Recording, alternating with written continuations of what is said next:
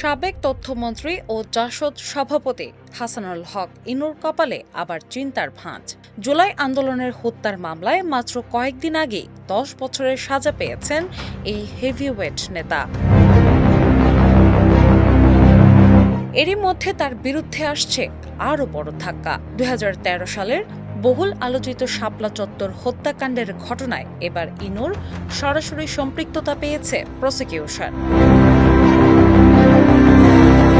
Chief prosecutor Aminul Islam জানিয়েছেন, চলতি মাসের শেষ সপ্তাহেই আদালতে জমা পড়ছে এই মামলার তদন্ত প্রতিবেদন ও ফরমাল চার্জ, যেখানে শেখ হাসিনার পর এবার আসামি হচ্ছেন ইনুও।